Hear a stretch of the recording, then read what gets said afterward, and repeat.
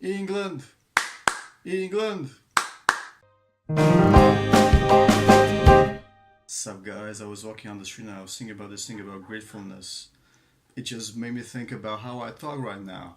I've been doing videos for a while now and I've noticed the upgrade in my speech mannerisms, and I'd like to show you how that happened. And I know you're thinking, wow, this is such a cool England t-shirt, man. I know, right? My uncle gave it to me like 15 years ago, maybe. This is from World Cup 98, if I'm not mistaken. If either that or Euro 2000. And it's with cheer. And because of that, I started liking Newcastle United. Anyway, I'm going off balance right now. The way I talk right now, a lot of people don't know where I'm from, which is great because I can be from anywhere, and I discovered you can be anything and any from anywhere you want to be. You don't have to, unless you show them the ID or something, you can be like sweet. You know what I mean? A lot of people think I'm from France or Italy or Spain or Portugal or Sweden or America for some reason. I don't know why they think I'm from America, because I sound nothing like an American.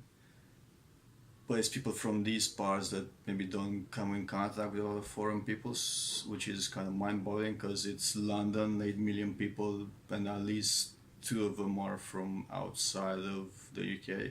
But let me show you how I talked first. Don't know what you think of that. I'm very amused myself. Yeah. So that was the first video I showed myself. I've been doing a couple of video game videos for a short while before that, and this was the first time I showed myself, and that was a while ago. I was very shy, very like this, but as you can see now I'm more like this, and I go on stage and a bunch of other stuff. Then there's this one. Hello, my name is Adrian and I like to talk to you about animes. It's for a Coursera course about public speaking.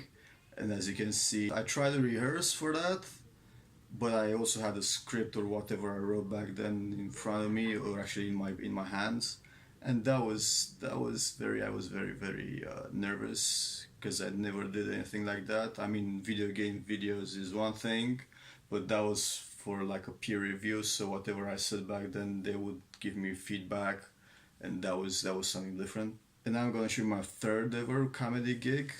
Bit part of it. All these women complain that they don't get enough pay, enough stuff. That's what it was invented.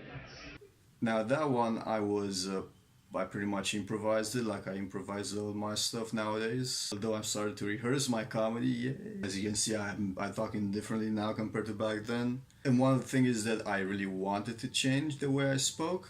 And that only happens if you talk so much to people. That's why if I was probably still in Romania or wherever else saying English words once in a while, I'll tell you what, I probably would have still been talking like that.